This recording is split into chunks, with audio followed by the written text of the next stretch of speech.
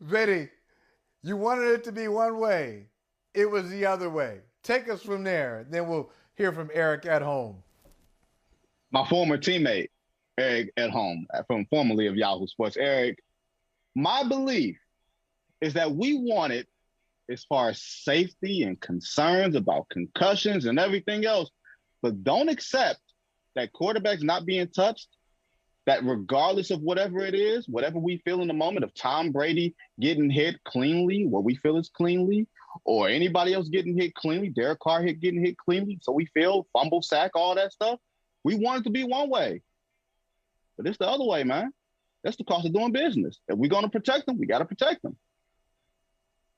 Yeah, it definitely feels like, and even if the numbers suggest that there aren't more, roughing the quarterback calls than there was at one point in yesteryear in the NFL, because that's true. I actually saw a stat on it this morning, kind of shocked me. But the ones that we've seen have been so egregious, it's making us say, hey, wait a minute now, we wanted change. We didn't want that, right? We still want football. So there really is a fine line, I hear. And I've also heard people suggest that you got to separate the two things, right? That, the Tua discussion is more about what happens after a player suffers a concussion and making sure those protocols are in place.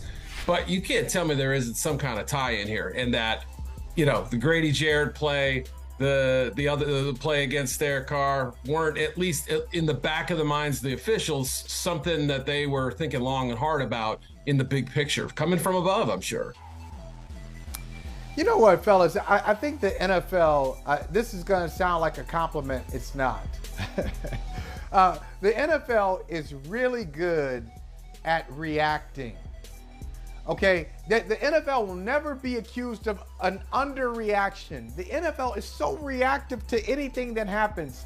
It's an overreaction. They will overreact. The league will to something that's been talked about. But the league is not really great at proactive thought. It's not good at creative thought. So what we have is so predictable, Eric. We have Tua Tagovailoa going out of a game that, first of all, they got wrong. We all saw it the first time. And they told us we were crazy. He goes out of a game, clearly concussed. They say, no, it's his back and his ankle. So we see it. Then the second time, a few days later, Thursday night game, he's thrown down and it's violent. And we all see just the gruesome image on TV, and we see his hands just kind of, his fingers kind of twisting. And so the NFL overreacts.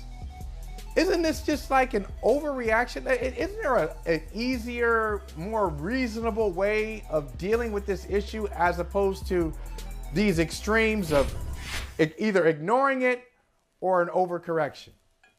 I think you're absolutely right about the part that when change comes, it's usually driven by the barn door being left wide open and something happening, right?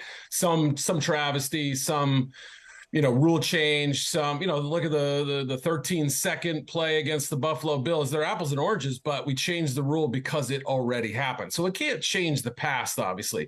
And, as much as everybody wants to butter both sides of the bread, that doesn't do us a lot of good. And you really do have to find the right solutions in these places. In fact, a lot of people were suggesting Sunday, hey, maybe Teddy Bridgewater, ironically, same team as Tua, was actually hurt by this new rule they put in place, the protocol where you see somebody suffering from, I believe the term is apraxis, which is, the inability to use your motor functions because of a brain injury or some kind of neurological problem, that he was an unwitting victim to this, even though obviously he's still working his way back. I think that was the immediate reaction because everybody thought, are we now all of a sudden overcorrecting on this thing? So it's really tricky. There's a ton of gray area with this stuff. And I don't pretend to be a medical expert, but I do talk to people around the league and say, what is the landing spot on this? And very few people agree on the matter. That's the biggest thing you hear is that, league folks are going to tell you one thing.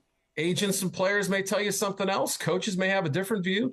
And boy, trying to come up with a perfect solution with 5 or 6 different suggestions, that's how we end up in this kind of middle ground or this gray area that may end up with more problems in the end. Speaking of overcorrection, Ron Rivera, right? They asked him, what is the biggest difference between us, between you guys and the other 3 teams in the NFC East?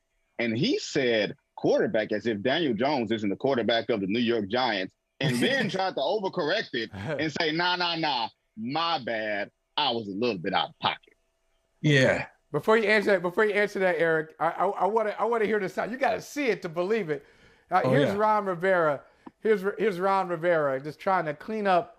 I would say a mess, but trying to clean up the truth. I actually talked to Carson this morning. In fact, I talked to the whole team just so everybody understood that I had a mea culpa moment and that I should know better. And I created a little bit of a distraction, and that's the one thing we try not to do. And it's one thing that I'm very aware of. I mean, again, let's be honest. It's one of those things that, when you misstep, some people just can't wait to dive onto it and jump onto it and hold on to it and, without an opportunity to explain yourself. So that's on me. I should know better. But yeah, Coach addressed it, handled it. Nothing for me that I'm overly concerned about. Coach is a very straightforward, upfront guy, and he addressed it in the team meeting, which I thought was really cool, and what he meant by it all. So I feel very confident in that.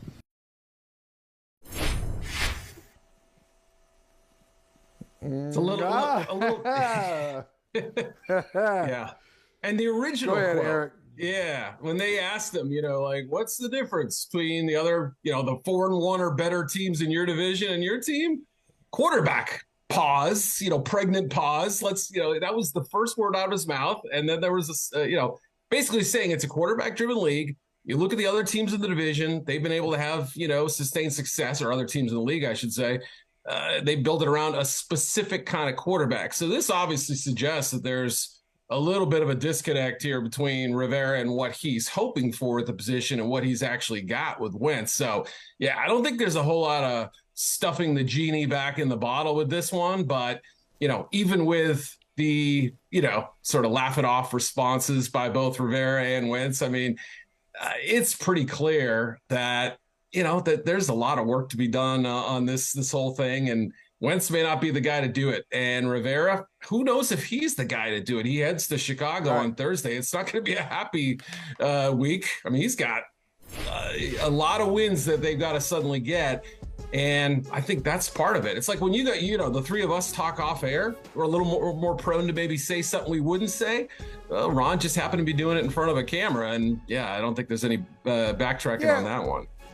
But you know what, Eric and Vinny, I got to say, look, if our neighbors, wherever you live, if our neighbors who are not in the public eye, if they say something, if they're quoted in the media and they come out and say, oh, wait a minute, they didn't give me an opportunity to explain myself. See, the media is always framing things in this way. I might listen to them because they don't have a platform. But with Ron Rivera at a press conference, it's your press conference, Ron. What do you mean you didn't have an opportunity? It's your press conference. So we just quoted you at something you do every day. The guy talks every day. And what he did, he didn't get caught saying something he shouldn't have said. He got caught telling the truth. That fool told the truth. And then he came out and said, well, wait a minute. They misconstrued. No, we didn't misconstrue it. You're shocked that in this position, you're in Washington where everybody lies anyway. You're in Washington, and you actually are one of the rare people who told the truth in Washington. That's what it is. Like, tell me, Benny, where's the lie? What did he say wrong? He didn't say anything wrong. Here's the thing. It's not about the lie. It's about what's appropriate, right? And I don't even think that what he said was inappropriate, because had no one said anything about it, he wouldn't have come back and corrected himself. He said his thoughts. My question, and if we can stay in the NFC East here, if we were talking about anybody but the Dallas Cowboys, would I be hearing anything about a damn Cooper Rush?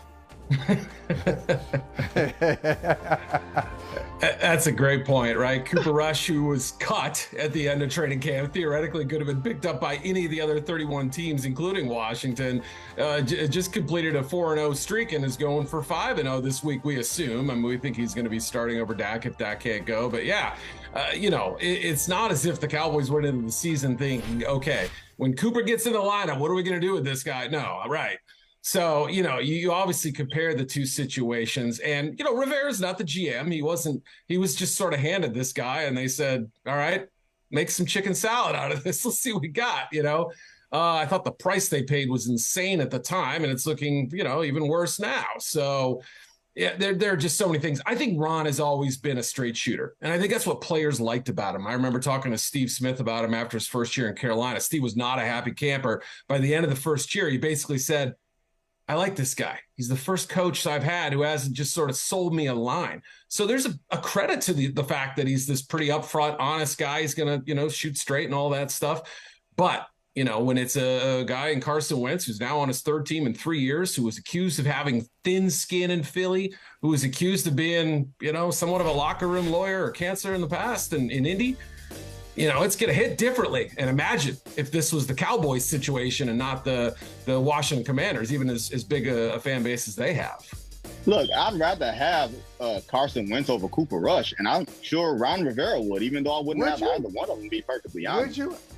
I don't know. Vinny, really? At the cost? Yeah. Not the cost. Not at the just as a player. fan. Just the guy? Just the player. Just the player. And I'm not a Carson Wentz fan by any stretch. But Cooper Rush ain't all he's doing is not driving the car off the cliff. Right, but that's all the last two franchises have asked Carson Wentz to do just that, and he still did it. They say, hey, man, you don't have to be a franchise savior. They're asking him to win games. He believes he's being asked to win games. He believes he's being asked to win games. He's still trying to capture the guy who was on that MVP run before he hurt his knee and watched somebody else win Super Bowl MVP. He's still trying to hold on to that guy. And apparently, no matter whatever these other teams are saying to him, the message isn't getting through because they're not being clear. Because if they were being clear, bench his ass. That's a great point. Carson Wentz, he sits there like he's the guy who sits there and he plays with matches. The whole room goes up and he goes, "What happened? What happened?" It was just like it's you. It's you. Like they didn't in Philly, they couldn't wait to get him out of Philly. Yeah. Big contract, they got him out. They were excited. Indianapolis, one and done. Big contract, they were excited. They got compensation, as Eric just pointed out. And now Eric, Washington, they'll be excited to move on from him too. Ron Rivera told the truth. Let me ask you this real quick about analytics, then we'll let you go. It occurs to me that everybody's afraid of analytics from different angles. So old school people are afraid of analytics because it represents something new. So they're, like some of the salty old guard, like, no, I'm not messing with all those numbers. And then some of the more progressive coaches are afraid of analytics in that they don't want to be left out of the cool kids conversation. This is happening. I don't want to be on the wrong side of history. In the meantime, some really curious decisions are being made in the name of analytics. I'm just wondering how you see it. And specifically, Chargers-Browns, going forward, 4th and 1, a minute to go, no timeouts for Cleveland. Punt that thing, you probably win without a field goal attempt. Yep. With Jacoby Brissett at quarterback. Here, going for two, when if you just kick the extra point, it's a tie game. And then Andy Reid going for two, when you kick the extra point, you're up by 8. So, Eric, just help us out here. Help us untangle this. Yeah, it's a lot to unpack. Obviously, I think you're right on the first part. There is that, what's the old song lyric? We fear what we do not understand or whatever. That is absolutely true with a lot of the kind of blue blood coaches, the ones who are kind of stuck in their ways of doing things. And we'll gripe about them punting on 4th and 1 every single time. And we'll gripe about them not going for 2 in certain situations. But on the other hand, I think you raise a really good point. I've heard people, sort of question the decision to go for 2, whether it's those 2 examples you pointed out from last week or even prior examples. And it's almost like the coaches can go up there either right after the game or the next day and say, well, analytics. And it's like this bulletproof shield, right? They use it as like that's the reason, right? It's like science. It makes sense, doesn't it? And it does. But analytics are meant to point you like you're playing blackjack or any other, gambling game, right? Towards the best odds, right? Doesn't mean you're going to win every time, right? You may get killed in poker by a great hand that you never saw coming. Okay, you live to fight another day, but you played it right, and that's what's most important. Now, some of these guys who are claiming analytics have actually been called out on it. Actually, it was 0.8% likely that, you made the wrong decision. It would have been better to punt, In real time, it's hard unless you have a staff sort of calling in those numbers every single play. In the case of the Browns, I on the one hand, you love the aggression. You love to be able to win it with your offense on the field, finish it off. Yeah. On the other, as you pointed out, as long as you feel confident in your punt unit and you can get it off, you probably win that game 99+% of the time. So it definitely is a double-edged sword. With the Chiefs, I will say this. I believe there are exceptions, and I think Mahomes is an exception. I think I'd rather have the shot at taking the lead, knowing that he's probably going to come down and score. And your hope is that if he does score fast, we can get the ball back up either 5 or 6 and go down and just kick kick the extra point and win that way. So I thought Reed's decision was a little more curious, but the chance to make it a 2-score game, pretty enticing. And we've seen some college coaches sort of do that before, and it's trickled up to the NFL.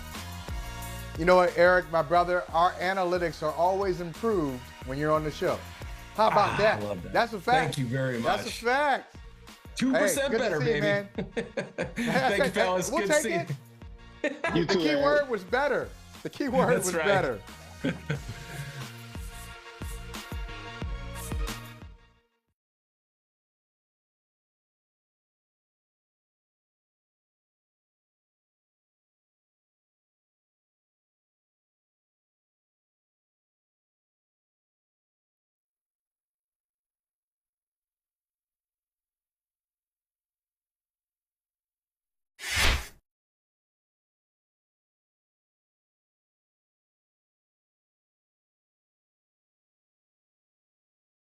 Hey, thanks for watching Brother from Another on YouTube. Make sure you hit subscribe before you leave, and be sure to watch us 3 to 5 p.m. Eastern Time on Peacock.